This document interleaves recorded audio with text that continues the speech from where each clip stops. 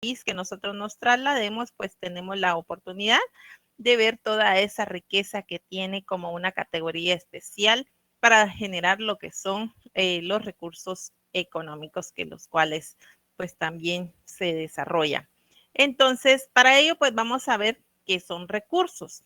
Y pues recursos es un conjunto de elementos disponibles para poder resolver una necesidad que tenga, ¿verdad? El ser humano. Naturales, pues pertenece a lo relativo a la naturaleza o conforme a lo que es la cualidad o propiedad de las cosas. Entonces, son todos esos recursos que integrados en estas palabras, recursos naturales, es todo lo que nos rodea y que nos proporciona la misma naturaleza. Entonces, vamos a ver lo que son los recursos naturales, pues son todos los bienes o servicios que proporcionan la misma naturaleza y que en este caso pues no interviene el ser humano y pues en ella podemos encontrar diversos productos como los conocemos, ya sea pues animales, vegetales, minerales, el aire, la temperatura, el viento, entre otros. Permítanme que ahí escuché que alguien Sí, levantó la manita. Heidi Toledo levantó la mano. Sí, Heidi.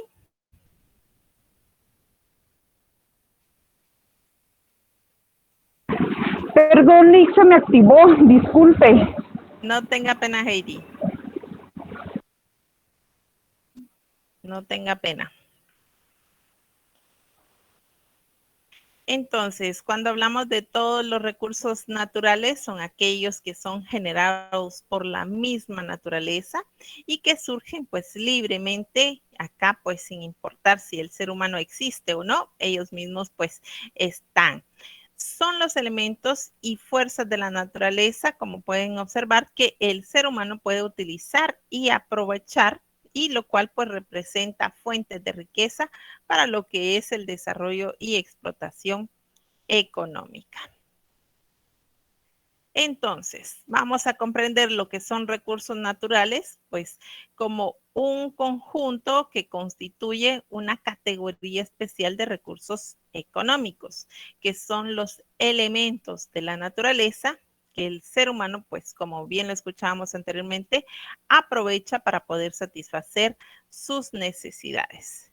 Los procesos y el tiempo, pues establecen su disponibilidad y su calidad, que también está determinada por la cantidad total de trabajo que se necesita para poder encontrar, obtener y refinar todos los recursos, ¿verdad? De tal manera que se presenten en una forma útil para el ser humano. En los recursos naturales, pues están constituidos dentro del factor de producción conocido como tierra. Se recuerdan que vimos ahí cuáles son los factores de la producción. Ustedes me los podrían mencionar ahorita, pero no se los voy a preguntar. Dentro de los factores de la producción, tierra, trabajo, capital y capacidad empresarial, pues vimos también este vital recurso y que pueden pues ser definidos como los elementos de la naturaleza que pueden ser incorporados en la economía. Y para ello, pues se da lo que vamos a conocer como oferta actual y oferta potencial. Y cuando hablamos de oferta actual, pues es cuando se da de los recursos naturales con la posibilidad de que se tiene de poder explotarlos de una manera económica y esta pues está determinada por el conocimiento que se tenga de los mismos recursos y la tecnología que se pueda aplicar para poder hacer una explotación, ¿verdad? Para hacer su explotación. Cuando hablamos de la oferta potencial, pues está determinada por un conocimiento que se tiene muy general sobre lo que es la existencia de estos recursos, pero acá pues se recuerdan que vimos ahí acerca de los recursos potenciales. De igual manera, se encuentra este recurso potencial como una forma de que aún no ha sido explotado o incorporado a lo que es la economía.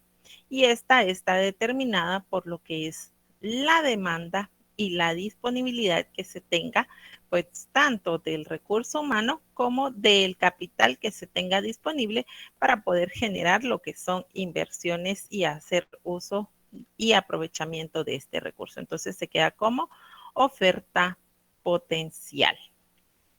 ¿Vamos bien ahí, jóvenes? Sí, licenciada, todo bien. Gracias. Entonces, en los recursos naturales, por su formación y durabilidad en la economía, todos estos recursos, pues suele hacerse una distinción. Esta distinción, pues nos lleva a conocer o a hacer una división de estos mismos, como los recursos naturales renovables y los recursos naturales no renovables. A ver, me gustaría escucharlos también a ustedes. ¿Cómo comprenden a lo que corresponde pues los recursos renovables? Con sus propias palabras. Recursos renovables.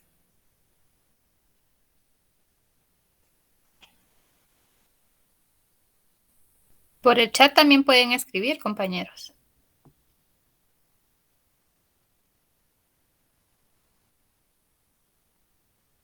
A ver, recursos renovables.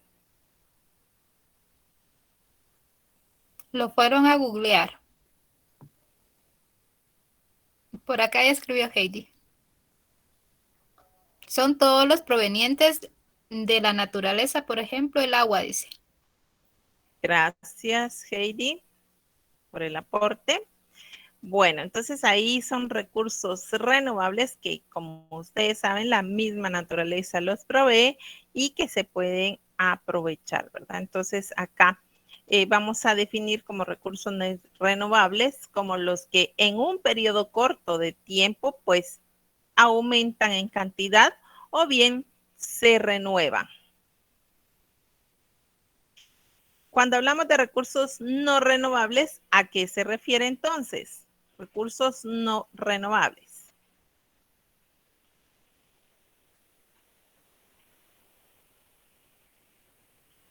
A ver.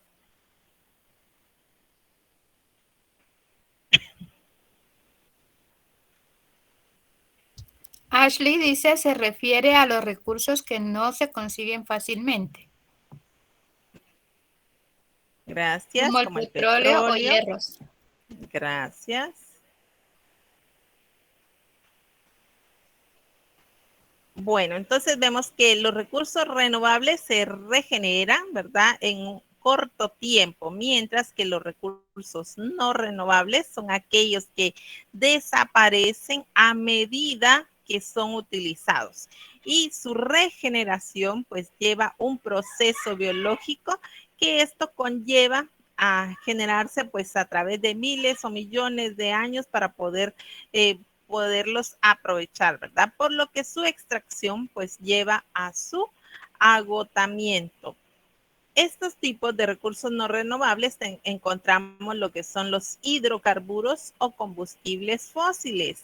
Y entre ellos podemos mencionar, como bien lo mencionó ahí la compañera, lo que es el petróleo, el gas natural, el carbón mineral, que incluye además los minerales, y entre esa variedad de minerales encontramos los minerales o materiales metálicos y los no metálicos, y las piedras preciosas, ya que se pueden extraer una sola vez. Un ejemplo pues serían los diamantes, ¿verdad? Que se extraen una sola vez.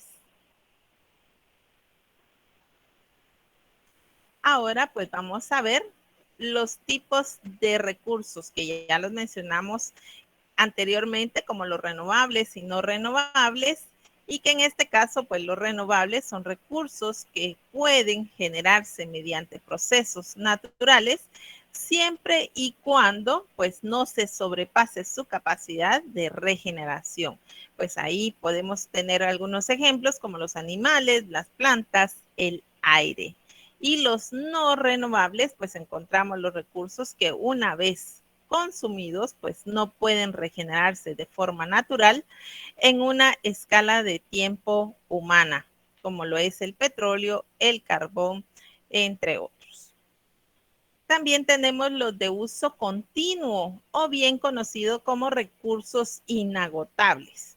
Y estos recursos pues no nos afectan, ¿verdad? O no son afectados por la actividad que desarrolla el ser humano. Un ejemplo pues tendríamos lo que es el sol y la gravedad. ¿Vamos bien ahí, jóvenes? Por favor, me indican.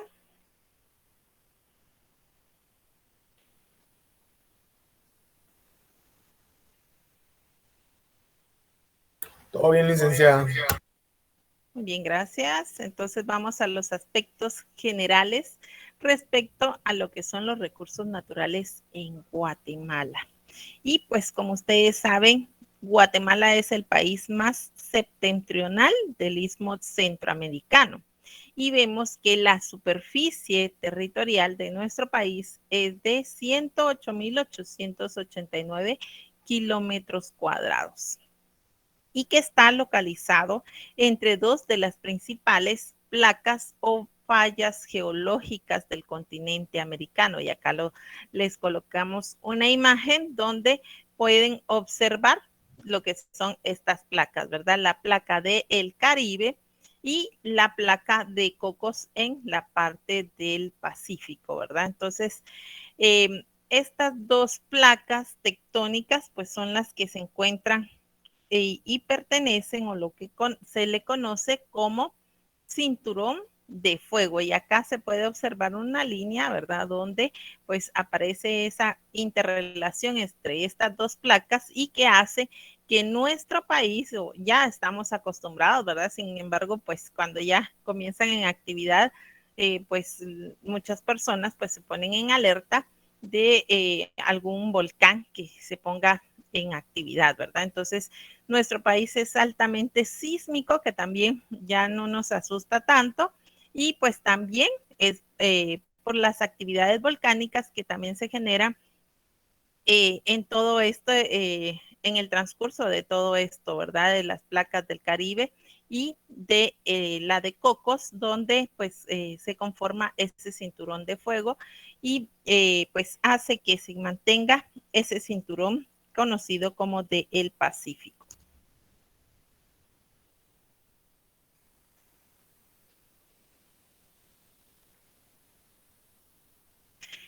También es importante mencionar que las fallas geológicas que se separan en las cordilleras, pues han moldeado un complejo sistema fisiográfico que caracteriza, en este caso, una cadena volcánica conformada por montañas, valles intermontañosos, altiplanicies y tierras bajas. Bueno, pues a través de todo eso, pues también se conforma un esquema de clasificación de los recursos naturales. Entre ellos, como lo mencionábamos anteriormente, en los recursos naturales tenemos los recursos naturales renovables y los no renovables. En los recursos renovables tenemos lo que es el recurso edáfico, que está relacionado a todo lo que es el recurso suelo, hidrológicos a lo que es el recurso agua, hidrobiológicos al recurso pesquero, forestal, todo lo relacionado al recurso bosque y la biodiversidad, que está conformado por los diversos animales y plantas que se tienen en nuestro país.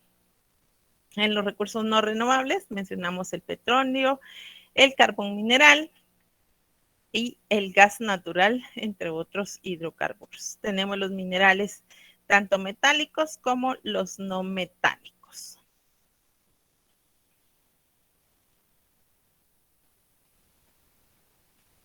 En los recursos naturales renovables, pues son aquellos elementos que con las prácticas adecuadas de conservación y uso racional, pues pueden aprovecharse entre los principales recursos naturales renovables. Vimos algunos de ellos, que son los recursos edáfico, hidrológico, hidrobiológico, forestales y biodiversidad, que los vamos a ir viendo cada uno de ellos, cómo es que se va desarrollando y aprovechando.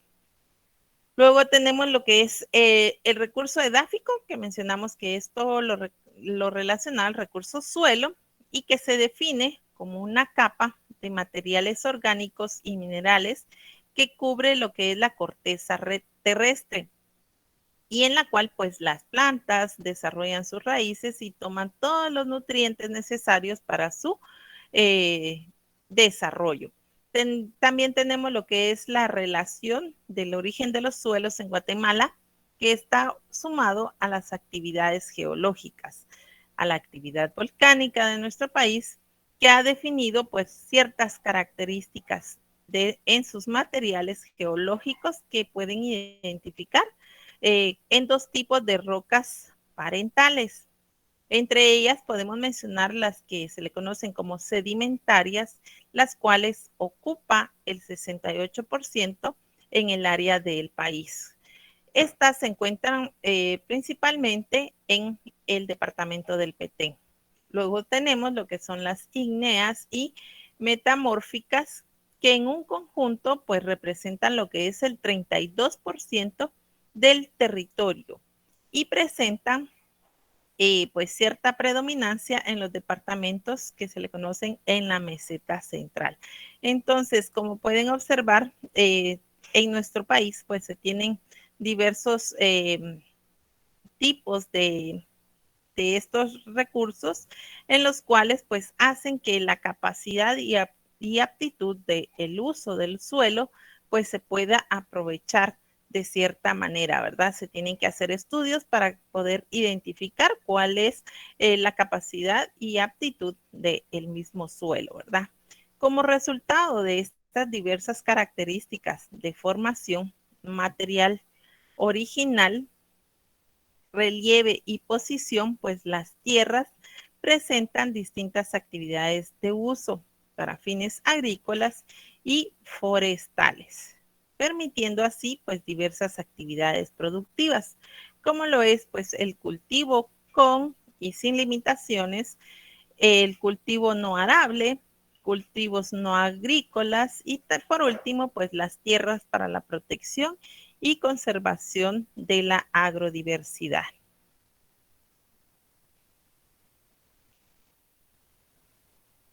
En los suelos, en función del lugar geográfico donde se localizan y el contenido de materia orgánica, su cantidad y mezcla de minerales y otros elementos que lo conforman, pues poseen diferentes aptitudes de producción y a esto se le conoce como vocación del suelo.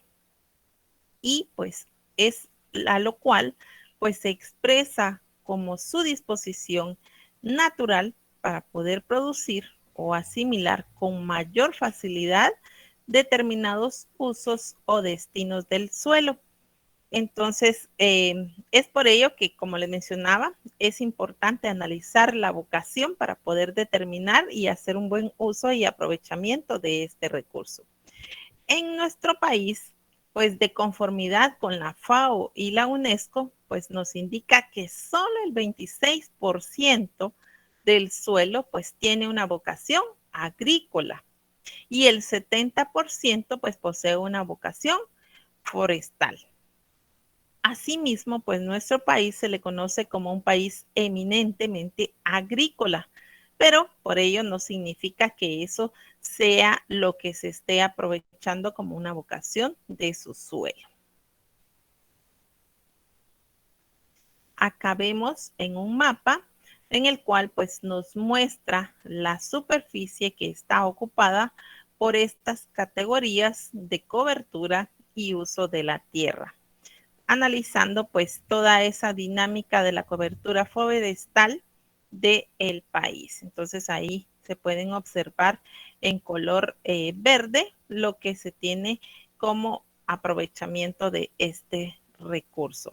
Y tenemos pues también en esta otra parte lo que es la distribución porcentual por categorías, dando a conocer que el 33.74 está conformado por lo que es el recurso bosque y el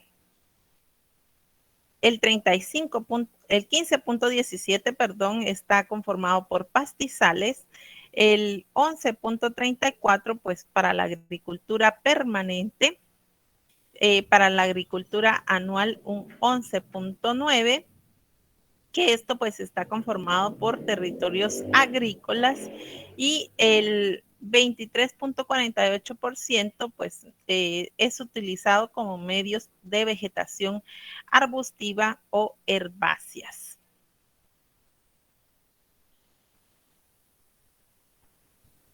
En nuestro país, pues el avance de la frontera agrícola pues está generalmente asociada a lo que se le conoce como la deforestación, lo que trae consigo pues procesos de erosión.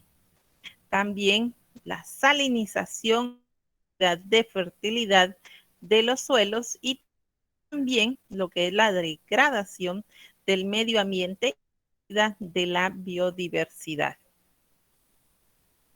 A ver, ¿alguien ha escuchado qué se refiere a la frontera agrícola?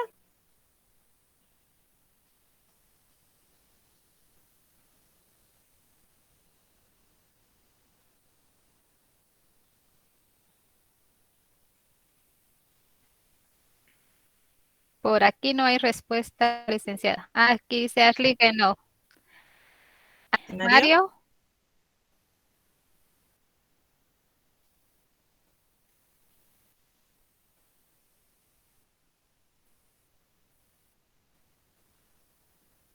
Por ahí va, por ahí va. ¿Qué más? Ahí le faltaría algo más.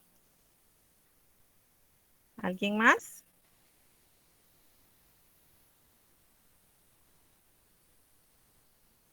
Buenas tardes, licenciadas. Sí, buenas tardes. Pues prácticamente esa frontera se da, se da por varias causas, pero la principal es, primero, que se da el proceso de la deforestación por mano humana. Ya deforestado el campo, pues se procede a muchas veces a realizar lo que aquí en Guatemala se conoce como rosas. Se quema el campo y se Sí, procede a sembrar. Entonces, es, como decía el compañero, un límite entre el bosque virgen y las tierras nuevas cultivables que el hombre mismo ha ido haciendo. así es. Gracias.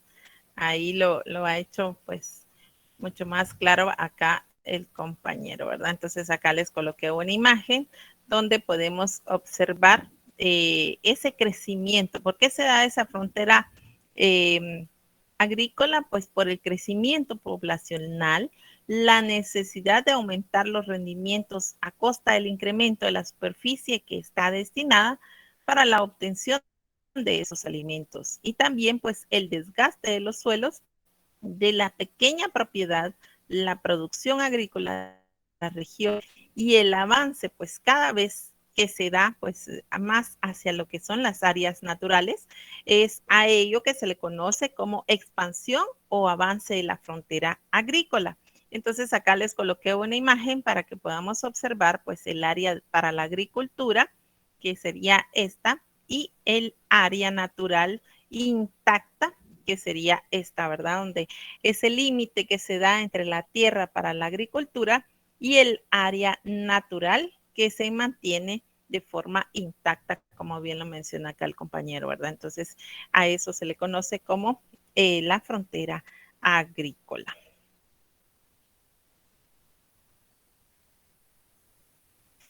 En Guatemala, pues el avance de la frontera agrícola, pues está generalmente asociado, como bien lo mencionaba el compañero, a la deforestación. Lo que trae consigo lo que es la erosión del suelo, también la salinización y pérdida de fertilidad del mismo, y también la degradación del medio ambiente y pérdida de lo que es la biodiversidad. Acá tenemos un cuadro donde aparece pues la capacidad y uso de la tierra, y podemos observar aquí el porcentaje de las actividades agrícolas que está conformado por determinada superficie, y lo que es la cantidad de porción de suelo que se utiliza para, en este caso, como recurso forestal, ¿verdad? de la producción, y acá podemos observar que en el recurso forestal de producción está conformado por un 41.1% y el forestal, que en este caso pues está de protección y conservación de los recursos naturales y biodiversidad, pues esta pequeña parte, ¿verdad? El 7.1% que está conformado. Entonces, la mayor parte se encuentra para la agricultura. Sin embargo, pues hemos visto que en la teoría nos indica que no al 100%, pues no es todo la capacidad o el uso que se le está dando como vocación a el suelo. Ahora pues vamos a ver acerca lo que es la destrucción del suelo. Y cuando hablamos de destrucción del suelo, es acerca de la degradación o destrucción que está en función de la pérdida de la calidad de químicos orgánicos que este mismo posee. Pues el suelo puede ser destruido por varias causas.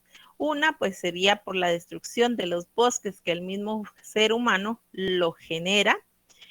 Dos, la cobertura vegetal. Y tres, por las prácticas agrícolas inadecuadas que se realizan en este mismo. La destrucción del suelo, pues se le conoce como la manera en que comúnmente pues se destruye el suelo, y es por medio de lo que se le conoce como erosión. Y la erosión pues es un fenómeno que puede ser de origen natural que se pueda dar, ¿verdad? O bien con la intervención del ser humano, y en este caso pues tiene grandes repercusiones sociales.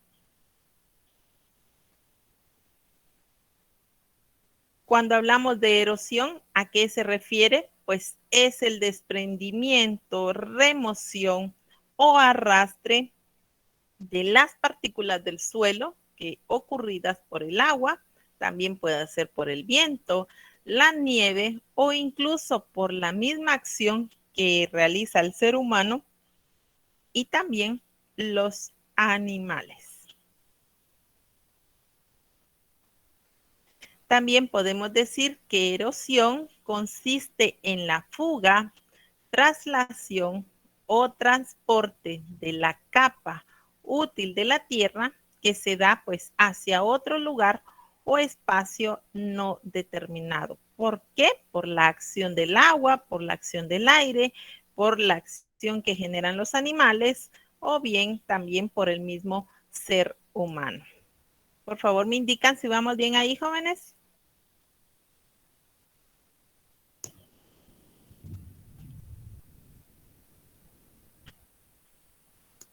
Por acá nos dice Silic Sara Morales. Gracias. Bueno, entonces vemos que se da por diversas formas el tipo de erosión.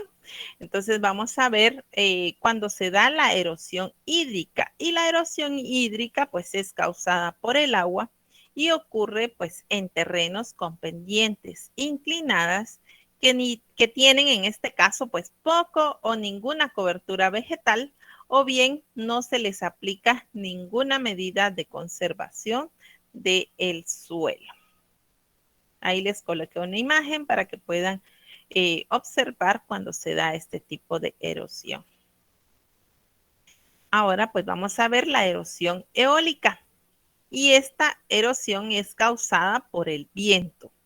Esta se da principalmente en época seca, y la velocidad y la fuerza de los vientos sobre la tierra pues provoca que el suelo superficial más liviano pues se levante y se transporte hacia otros lugares, dejando solo lo que es la capa pues más compacta y menos fértil.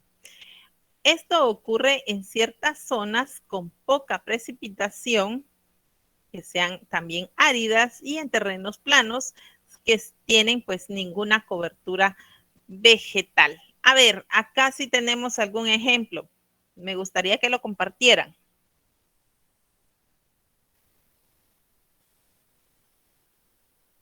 A ver, cuando se da ese tipo de erosión eólica. Hasta en las noticias sale muchas veces.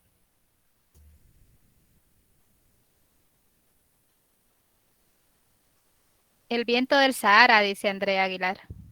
Gracias, Andrea. Así es. El viento del Sahara es uno de los que podemos colocar aquí como ejemplo muy, muy claro, ¿verdad? Cuando sucede esa situación, erosión eólica y llega hasta pues diversos países, no solo a nuestro país, sino que también afecta a otros países. Y esto pues hasta ustedes han escuchado según las noticias. Ahora pasamos a lo que es la erosión mecánica. Y la erosión mecánica pues es provocada por los animales, especialmente cuando se realiza el sobrepastoreo en suelos que en este caso pues utilizados en actividades para lo que es la agricultura. También el ser humano pues colabora con esta misma erosión del suelo, en este caso pues haciendo los asentamientos que se tienen en áreas de vocación agrícola, lo cual pues reduce la disponibilidad de la tierra para el desarrollo de cultivos. Y esto pues contribuye a lo que es la erosión por caminamientos y construcciones de viviendas. Aquí también tendríamos algunos ejemplos, ¿verdad? A ver.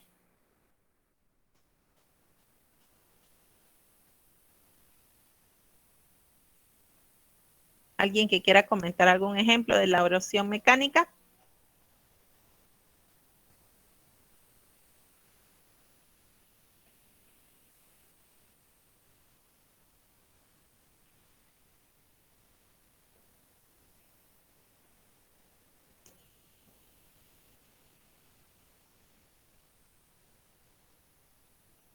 Ninguna por acá, licenciada. A ver, Luis, ¿no se recuerda? Claro que sí, licenciada. A ver, por Por favor, aquí apóyeme andamos. ahí con un ejemplo. Sí, un claro ejemplo son los caminamientos que se hicieron durante el gobierno pasado.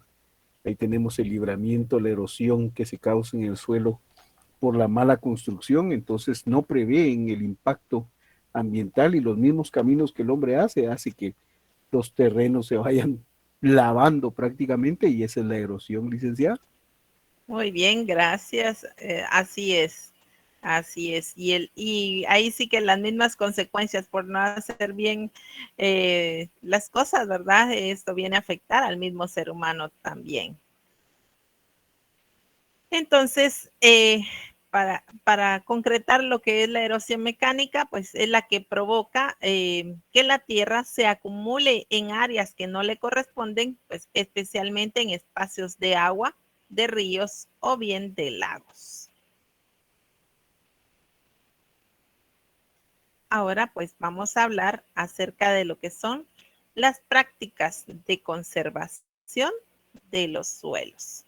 Y acá en las prácticas de conservación de los suelos, pues vemos que de manera general estas prácticas que se implementan para el manejo y conservación del suelo, pues se basan en la protección de la superficie del suelo mediante el uso de coberturas vegetales y que esto pues permite que el mismo suelo mantenga sus nutrientes y que pueda pues seguir aprovechándose de una mejor manera este vital recurso. En las prácticas de conservación del suelo, pues consiste en la aplicación de mecanismos para poder conservar y perpetuar el aprovechamiento de este mismo contra lo que es la erosión. Y esta práctica pues puede dividirse en prácticas de conservación del suelo que se le conocen como prácticas culturales y agronómicas y también como conocidas como prácticas mecánicas. Entonces se puede dar de estas dos modalidades y vamos a ir viéndolas para que nos quede un poquito más claro acerca de lo que se refiere, ¿verdad? Vemos acá la clasificación taxonómica de los suelos en nuestro país, que tenemos pues los alfisoles, andisoles, entisoles, insectisoles, los molisoles, ultisoles y los vertisoles, ¿verdad? Entonces, de acuerdo al departamento que nosotros vayamos, pues así vamos a ver las diversas texturas y nutrientes que contienen pues cada uno de estos recursos, de estos suelos, ¿verdad? Los cuales se tienen esa diversidad en nuestro país.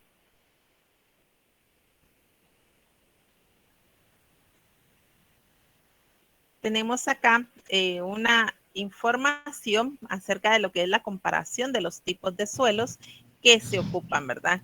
Acá tenemos los alfisoles que en el territorio de Guatemala pues ocupa un 11.9% y que en el año 2020 pues abarca lo que es un 12%.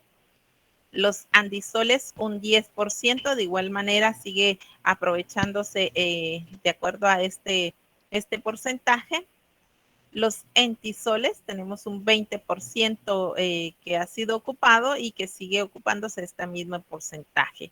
Los inseptisoles en un 15%, los molisoles un 18%, los ultisoles tenemos un 9.7% ocupado en el 2016 y en el 2020 un 10%.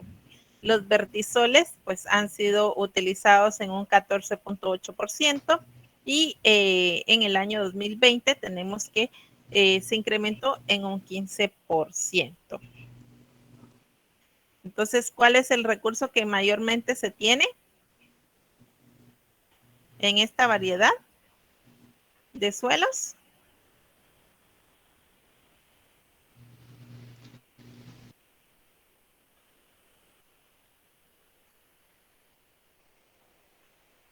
A ver, jóvenes. Los entisoles, Lick. Los entisoles, ¿verdad? En un 20% y también le siguen lo que son los molisoles en un 18%. Gracias.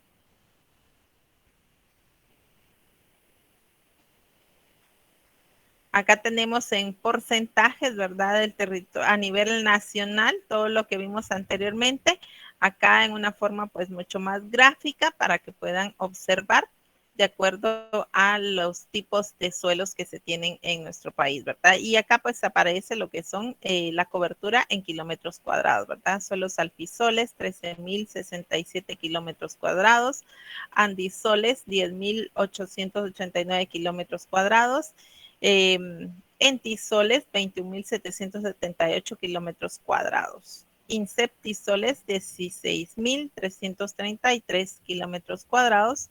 Y los suelos molisoles, 19.600 kilómetros cuadrados. Ultisoles, 10.889 kilómetros cuadrados. Y los vertisoles conforman pues 16.333 kilómetros cuadrados.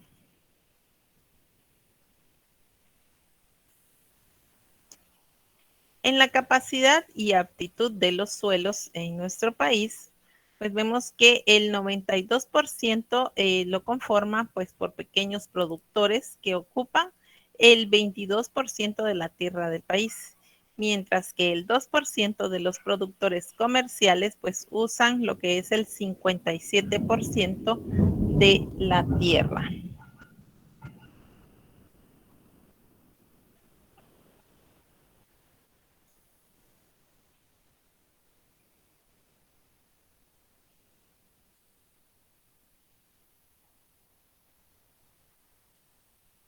Tenemos acá los usos de la tierra a nivel nacional, donde aparecen pues desde el 2013, 14 y 15 los diversos cultivos anuales que se han tenido, los cultivos permanentes, las tierras agrícolas sin cultivar, pastos y también tierras no agrícolas, ¿verdad? Que han sido utilizadas para su aprovechamiento en miles de hectáreas.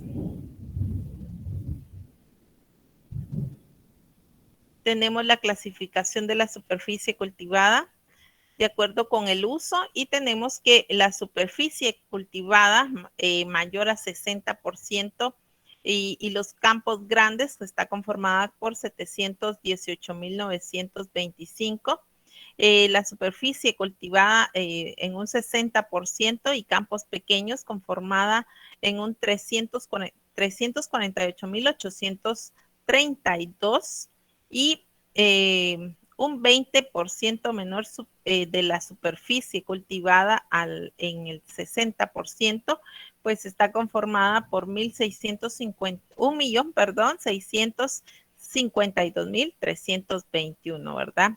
Y vemos que la superficie cultivada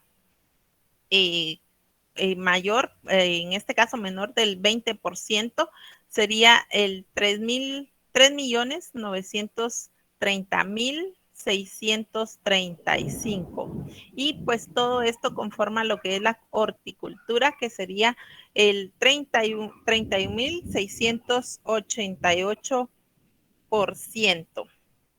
A ver, ¿alguien me quiere decir qué quiere decir horticultura? A ver. Horticultura.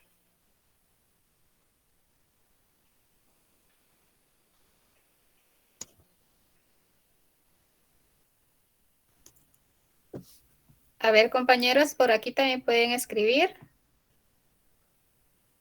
Yo sé que Luis sí sabe, Mario también sabe. A ver, pueden opinar por ahí. Las hortalizas. Ya los está comprometiendo, gracias. ¿Verdad? Praxides también acá ya dice hortalizas. Gracias, muy amables. ¿Alguien más? ¿Alguien más ahí?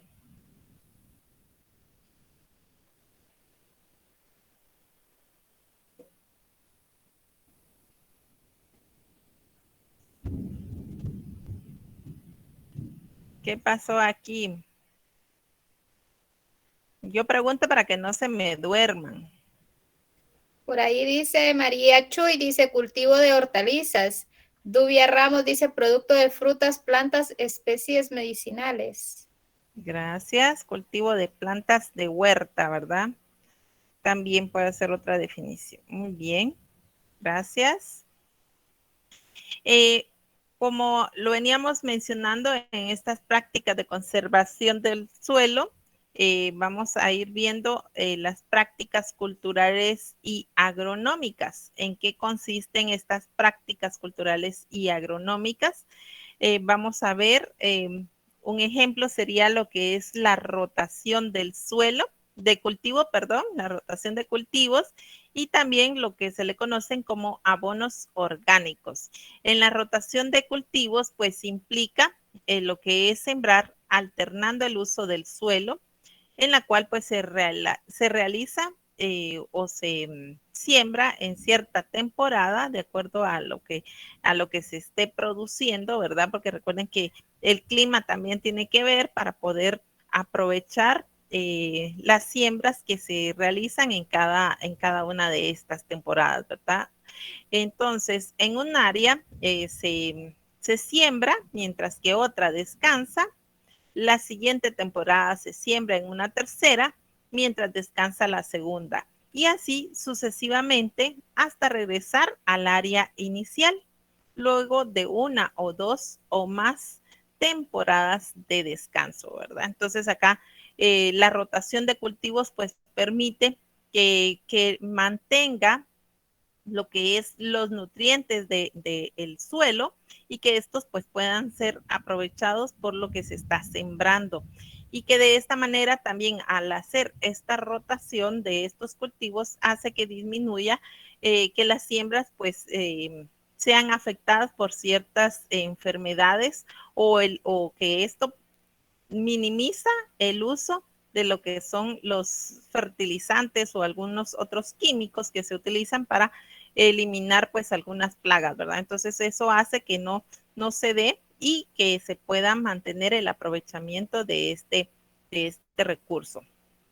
En los abonos orgánicos, pues también implica aplicar lo que son desechos orgánicos, principalmente lo que son materias vegetales que se tienen en descomposición, ya que los químicos, como lo es los plaguicidas, los herbicidas, entre otros, pues hacen la destrucción del suelo, ¿verdad? Y esto pues mantenga todos los nutrientes orgánicos que en ella pues se necesitan para poder obtener vegetales pues mucho más, con más nutrientes, ¿verdad?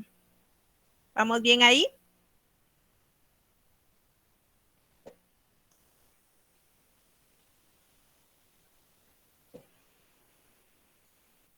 A ver, jóvenes, ¿vamos bien ahí? No hay respuesta, compañeros. ¿Tienen alguna duda hasta dónde va la licenciada?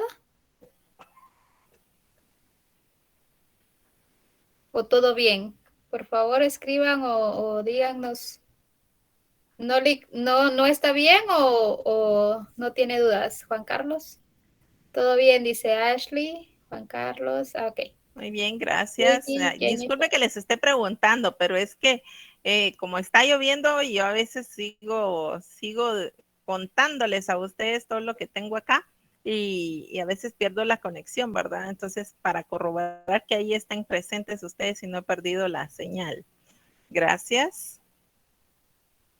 Entonces, también tenemos lo que son las siembras en contornos o trazo de curvas a nivel, que estos pues consiste en crear surcos circulares o sinuosos que facilitan lo que es la irrigación de más áreas de la tierra que se usan con menos agua y también la permea que admite o adquiere la tierra prolongando lo que es en tiempo y espacio la humedad. También otra práctica cultural y agronómica tenemos lo que son las barreras vivas o cortinas rompeviento, como también se le conocen.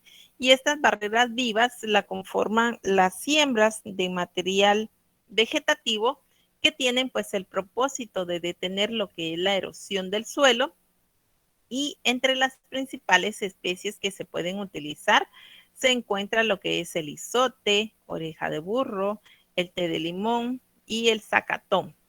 También se utilizan barreras muertas, las cuales se construyen muchas veces con piedra, ripio, ladrillo o cualquier otro material que se pueda aprovechar, y a ellas se les conoce como barreras muertas. Muchos de ustedes, yo sé que por cuestiones de trabajo se han trasladado a varias áreas de nuestro país, ¿verdad? En el cual pues podemos observar este tipo de prácticas culturales y agronómicas que se implementan en nuestro país. En las prácticas mecánicas, pues tenemos que tiene un costo mayor que las que mencionamos anteriormente, pero son indispensables para poder conservar el suelo. Y estas pues consisten en utilizar ya acá pues una tecnología apropiada para la siembra, mantenimiento y cosecha que se tenga de diversos cultivos.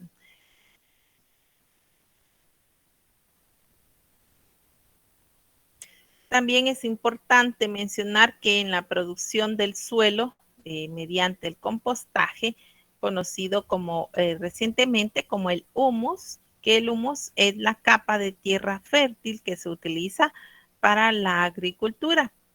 Y esta pues puede ser producido de forma artificial a través de lo que se le conoce como compostaje. Y esto pues consiste en mezclar capas de materia vegetal con tierra, agua y otros elementos orgánicos que se tengan en descomposición, y esto va a crear lo que se conoce como microorganismos, ¿verdad? Conformado por bacterias, ácaros y otros, y que esto pues le va a dar, en este caso, un abono para la tierra. ¿Sí han escuchado de esta práctica? Conocida como humus. Por acá, dice Andrea Aguilar, cuando pueda, disculpe, podría volver a la anterior diapositiva. No sé si se refiere a las prácticas mecánicas. Sí, dice Andrea, esa es.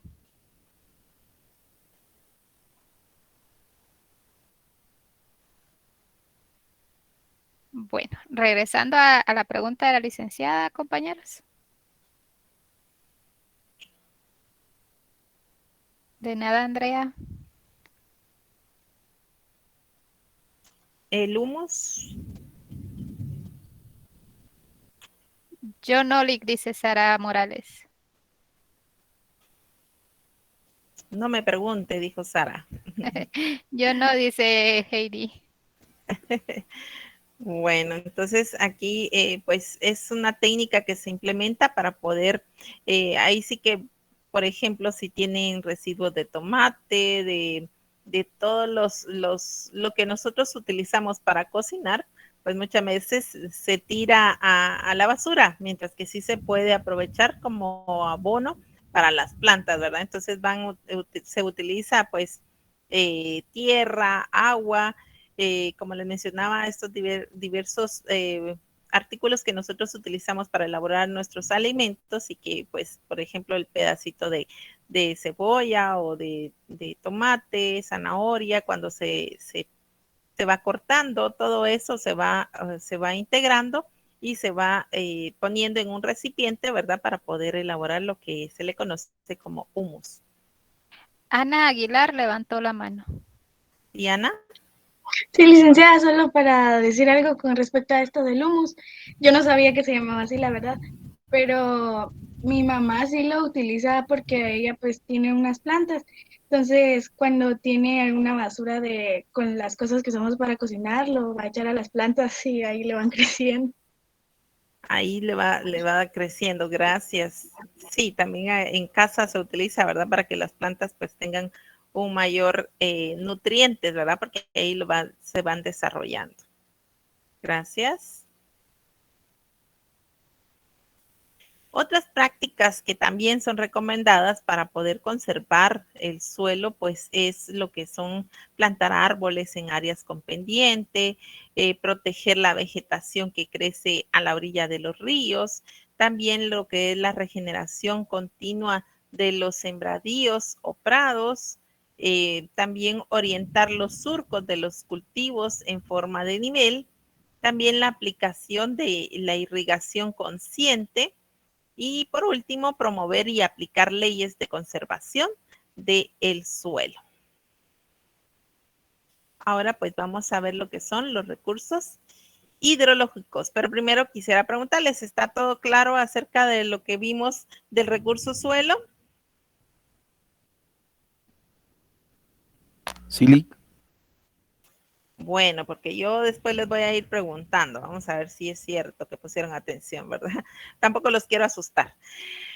Bueno, entonces vamos a ver lo que son los recursos hidrobiológicos, ¿verdad? Principalmente el recurso agua.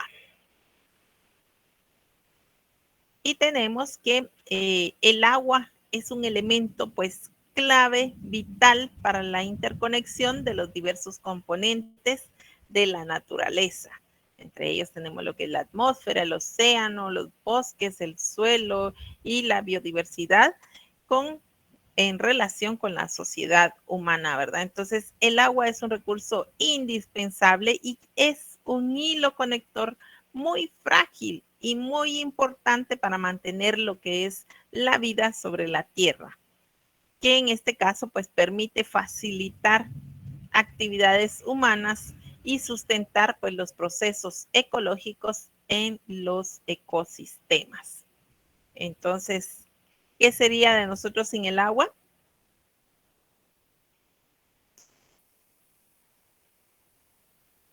¿Qué pasaría? ¿Podemos existir? ¿Podemos seguir viviendo?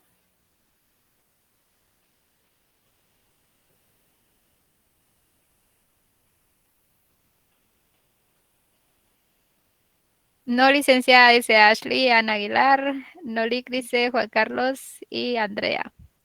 Gracias. Muy bien, entonces como ustedes saben, es muy, muy importante este vital recurso y que en este caso pues lo debemos de cuidar, ¿verdad? Entonces, el agua pues es un elemento vital por naturaleza. Esto pues cubre el 70% de lo que es la superficie terrestre. En el ser humano, pues tenemos que el 75% de su peso corporal lo representa o lo está conformada por el agua, ¿verdad? Entonces es por ello que muchos expertos nos recuerdan que es importante que por lo menos, ¿cuánto es lo que debemos de tomar?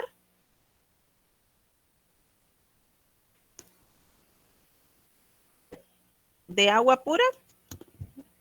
No es que esté haciendo promoción a alguna Marca. alguna marca que se le Por conozca por acá, ahí, ¿verdad? por acá nos dicen que 8 vasos al día. Yo pensé que O- eran 4. ¿Quién pensó que eran 4? Yo. Mildred, No, no me diga que no sí, toma agua. no tomo agua, licenciada. Son Kenia, 8 Ashley, vasos. sí, Kenia, Ashley y Andrea dice que son 8 vasos al día. Un Como par de mínimo litritos, serían, Liz. ¿cómo? Un par de Pero de, litritos. pero de agua pura. De agua pura. Por supuesto, por Por supuesto. por lo menos 2 litros de agua, ¿verdad? Por lo menos. Entonces ahí mucho cuidado, Mildred, hay que estar tomando agüita porque si no se Sí. puede enfermar. Entonces, muy bien. En las plantas, pues el porcentaje también va a variar.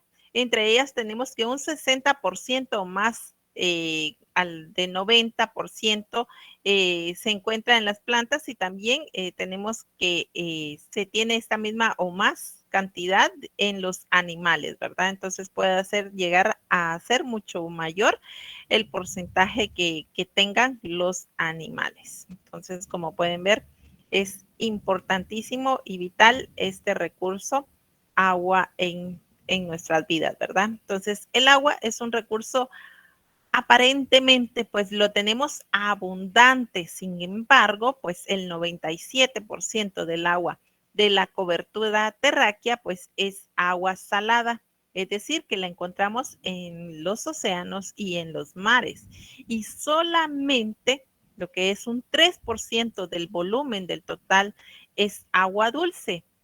De ese volumen, parte importante pues está congelada. Esto se encuentra en los casquetes polares y glaciares o se encuentra pues en profundidades acuíferos subterráneos que se encuentran pues de una forma muy inaccesible para el ser humano, ¿verdad? Entonces debemos de tener un cuidado con el uso racional de este vital líquido que es el agua.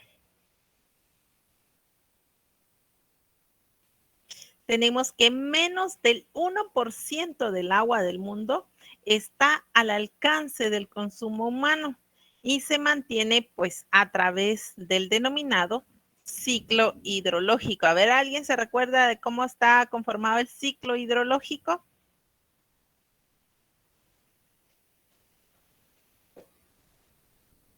A ver, esto lo vimos en la primaria.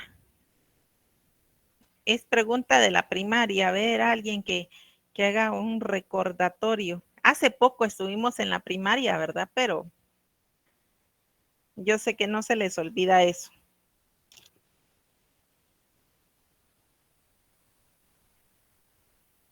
A ver, el ciclo hidrológico, no me digan que ya se les olvidó.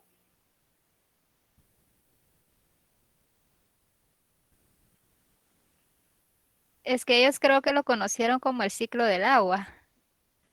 Ciclo del agua.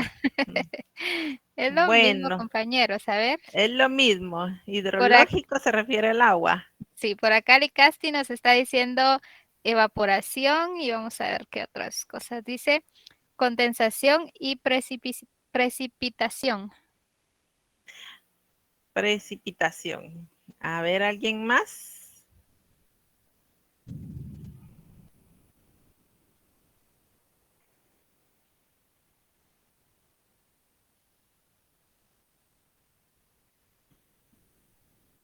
No me digan que es pregunta complicada. A ver.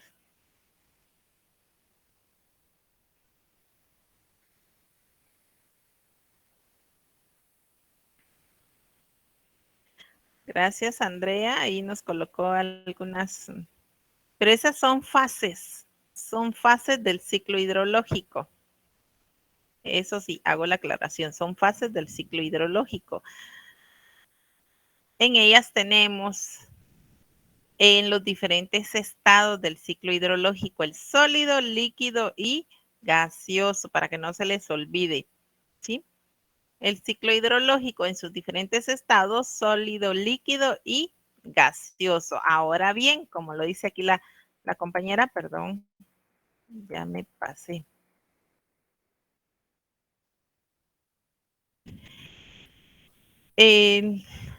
Las fases del ciclo hidrológico, sí, ya son las que la compañera mencionó, ¿verdad? Esas son las fases del ciclo hidrológico. La circulación y conservación del agua dulce en la tierra, pues es posible mediante el cambio constante de esta, pues a través de varias fases o etapas, siendo ellas lo que es la evaporación. ¿En qué consiste la evaporación? Previo a esta fase, las masas de agua se encuentran en estado líquido o sólido, que se encuentran en los ríos, en lagos, lagunas, mares, glaciares, entre otros. La transformación se inicia a partir de los efectos de la acción del sol, la cual pues eleva la temperatura del agua, convirtiéndola en estado gaseoso o bien volátil, que esto pues lo convierte en vapor, y estas masas se elevan hacia la atmósfera y son arrastradas por las corrientes del aire, y luego pasan a la siguiente etapa, que sería la condensación. Y la condensación se da cuando las masas de vapor han alcanzado la altura necesaria por sobre las montañas y volcanes. Luego, pues ese vapor se condensa y se convierte nuevamente en cuerpos sólidos o líquidos. Por último, se da lo que es la precipitación, que una vez condensadas y convertidas las masas de vapor en gotas de agua, granizo o nieve, pues estas caen por su peso en forma de lluvia. A esto pues se le conoce como, acá, perdonen que se me cambió la presentación, pero precipitación, y la siguiente sería la 4, que sería, ya se me pasó aquí, infiltración. Infiltración. Y luego esta nuevamente pasa a lo que es la etapa número 5, que sería lo que es escurrentía superficial, ¿verdad? Entonces, todas estas etapas, tenemos la número 1, que es evaporación, luego de la evaporación pasa a lo que es la condensación, 3, precipitación, 4, lo que es la infiltración, y número 5, lo que es escorrentía o superficie. Entonces, estas son las fases que se le conocen como ciclo hidrológico del agua. ¿Vamos bien ahí? ¿Alguna duda?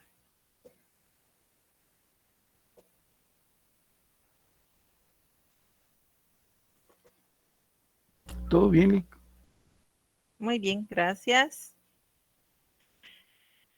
Entonces, continuamos con los recursos hidrológicos en nuestro país, y tenemos que, debido a su posición geográfica y su relieve montañoso en nuestro país, pues se cuenta con una división de aguas continentales que distribuye 38 cuencas hidrográficas en 3 grandes vertientes, conocidas como la del Caribe, la del Golfo de México y la del Pacífico.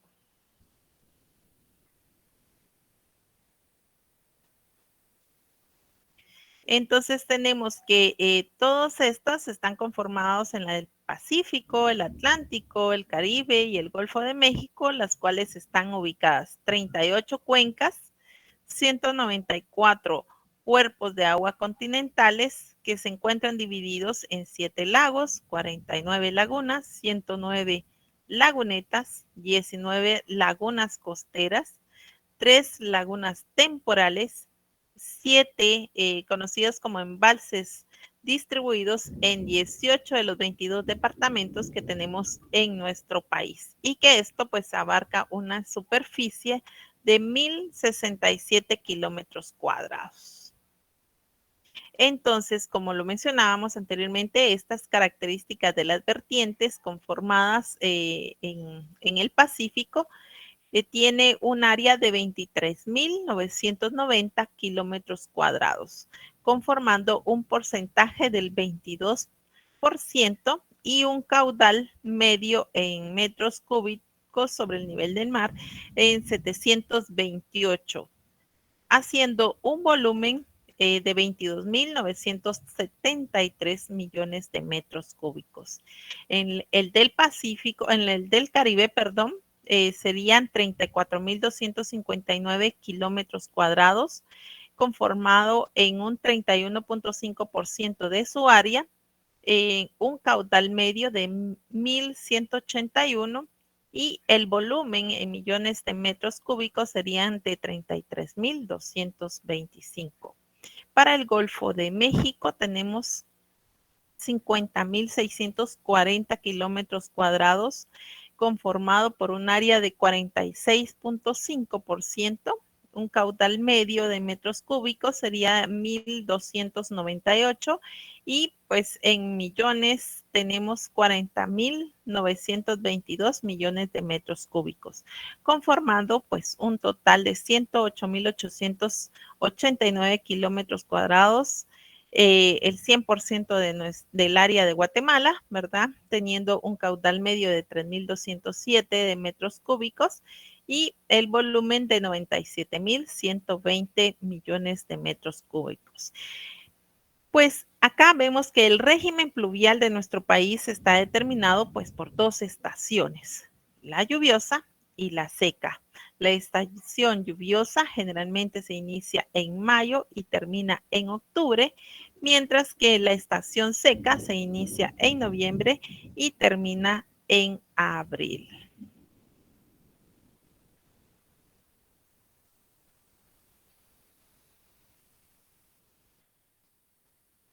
Bueno, como ustedes saben, también el agua tiene diversos usos.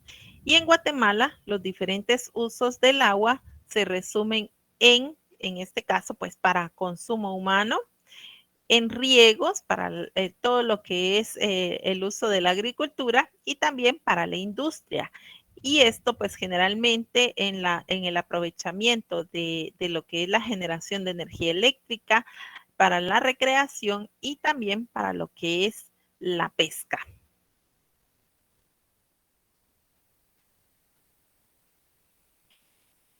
El agua, pues, es empleada en todas las actividades que realiza el ser humano, ¿verdad? Para poder subsistir o bien para producir e intercambiar bienes y servicios.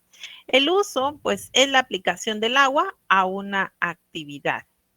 Cuando existe consumo, entendiendo como la diferencia entre el volumen suministrado, que sería lo que es entrada, y el volumen de descarga, que sería el de salida, se trata de uso consultivo.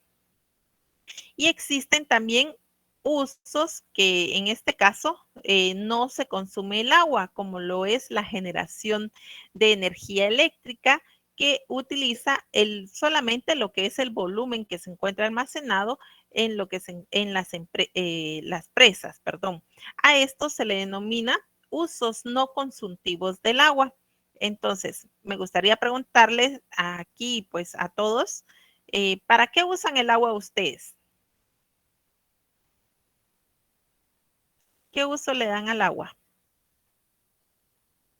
Para beber, licenciada. Muy bien, Yulisa, para beber, ¿para qué más? Lavar, cocinar. Para lavar, para cocinar, de uso de higiene personal, para regar. ¿Qué más? Bueno, para diversas actividades en casa, ¿verdad? Para lavar la ropa, etcétera. Entonces, hay diversos usos del agua. Vamos a ver entonces los principales usos consultivos del agua. Consultivos del agua. Entonces, tenemos para el uso doméstico, uso industrial y riego o irrigación, como también se le conoce, ¿verdad? Usos domésticos, pues después de ser un bien libre, en la actualidad se ha convertido en un bien económico, ¿verdad? Y ustedes bien lo han mencionado para los diversos usos que se realizan en casa. Uso industrial, pues se utiliza para el desarrollo industrial. Un ejemplo claro sería lo que es la industria textilera, que es la que necesita este recurso, y también lo que es la minería, ¿verdad? Se hace uso de este recurso. Luego tenemos lo que es el riego o irrigación, que en este caso las actividades agrícolas podrían llevarse a cabo aún en épocas de verano, ¿verdad? Si existieran sistemas adecuados de irrigación, ya sea pues por aspersión o riego por goteo, como también se le conoce. Ahora pues vamos a ver cuando hablamos de usos no consuntivos del agua. Ya mencionamos los usos consuntivos del agua. Ahora pues vamos a mencionar los usos no consuntivos del agua. En ellos pues mencionamos lo que es como fuente generadora de energía eléctrica, como lo son las cuencas, que son importantes en nuestro país, porque de ello pues proviene lo que es el agua, que es utilizada para lo que es la generación de energía eléctrica. También tenemos lo que es la recreación y turismo, que en Guatemala, pues el turismo es una de las actividades más importantes como fuente generadora de divisas en nuestro país. Navegación, pues puede ser utilizada con fines comerciales, de transporte de productos o bien de recreación. Eliminación de desechos, pues el agua contaminada pues es causante del 80% de enfermedades en los países subdesarrollados, según cálculos que nos presenta pues las Naciones Unidas. Al darse esta situación, pues ustedes mismos en ciertas partes de nuestro país, pues también se han realizado denuncias donde pues al hacer aprovechamiento de este vital recurso, pues se contamina el agua y pues esto genera enfermedades en la piel y estomacales muchas veces. Por último, tenemos lo que es el cultivo de especies acuáticas y pescas, que esta es una actividad productiva con beneficios socioeconómicos que se dan para el país, para la generación de lo que es el empleo y productos alimenticios para el mercado interno y también para el mercado externo en nuestro país.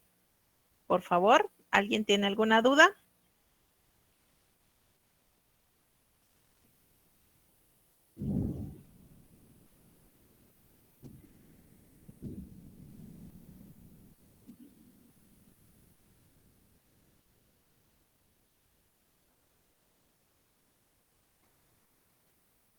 Jóvenes. Gracias, Kenia. Todo claro, dice Kenia. Muy bien. Entonces, vamos a ver en qué consiste el agua virtual y huella hídrica. ¿Han escuchado ustedes acerca de estos términos? Agua virtual.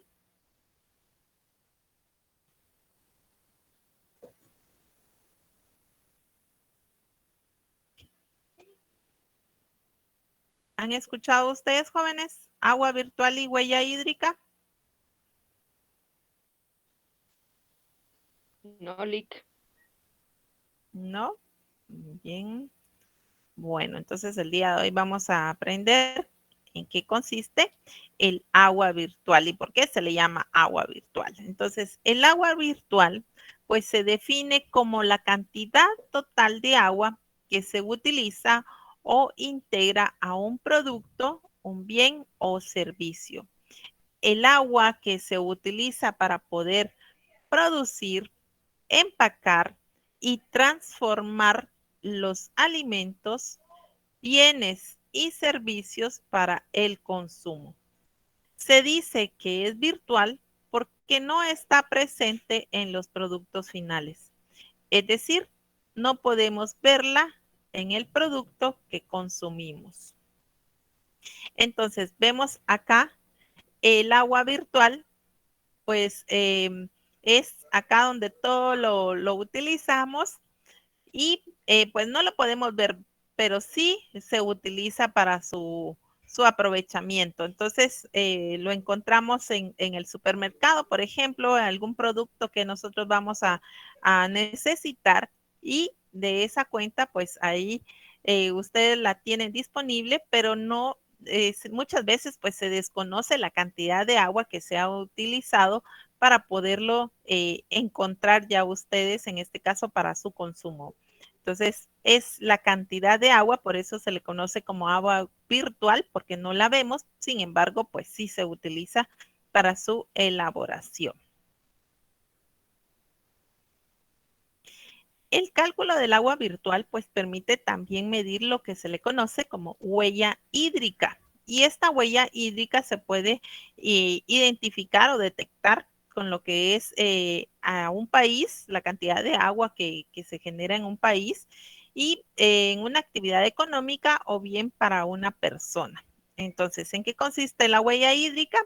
Es la suma del agua virtual que se utilizó para poder generar todos los productos y servicios. Entonces, acá les coloqué un ejemplo. Para realizar el cálculo de la huella hídrica en nuestro país, pues debemos considerar lo que es el agua utilizada para los usos domésticos e industriales internos en el país, y además, pues el agua que se utilizó en otros países para poder producir los bienes y servicios importados y consumidos por los habitantes de Guatemala. Entonces, también es posible calcular lo que es la huella hídrica de los individuos con base a sus características sociales y patronos de consumo, siendo pues dos indicadores sobre requerimientos del agua. Uno, desde la perspectiva de lo que es la producción, que sería el agua virtual, y el otro desde la perspectiva del consumo, conocido como la huella hídrica.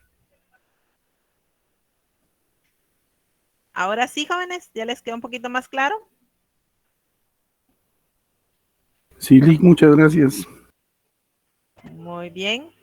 Entonces, solo como para ampliar un poquito más, hay diversos colores de huella hídrica. Tenemos la huella azul, huella verde, huella gris. Esto no les van a preguntar, pero de que puede venir huella, ¿qué es huella virtual, agua virtual y huella hídrica? Sí, ¿verdad? Pero estos solamente los coloqué como para que ustedes puedan observar que hay diversos colores de huella azul, huella verde, la cual pues tiene cierta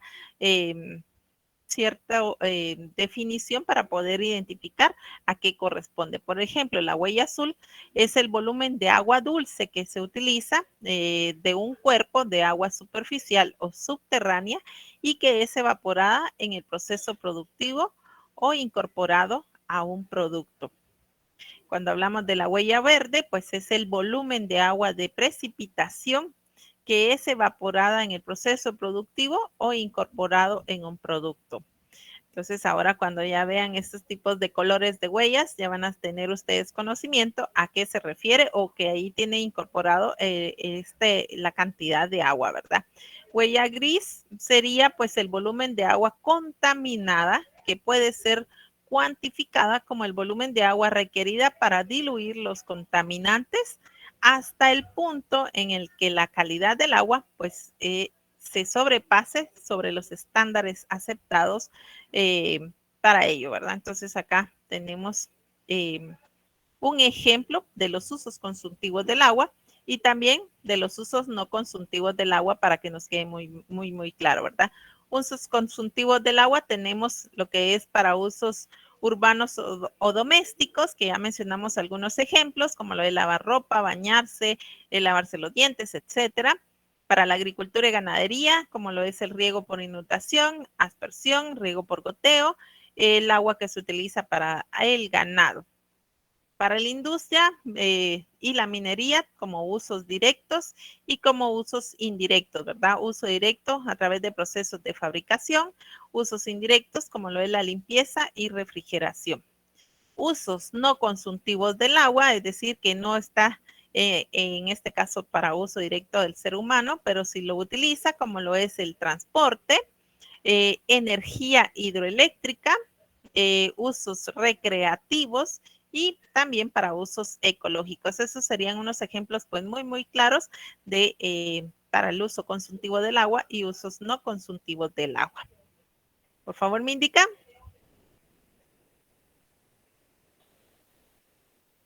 Todo bien, Lick. Todo bien. Excelente. Gracias, Luis. A ver, los demás compañeros.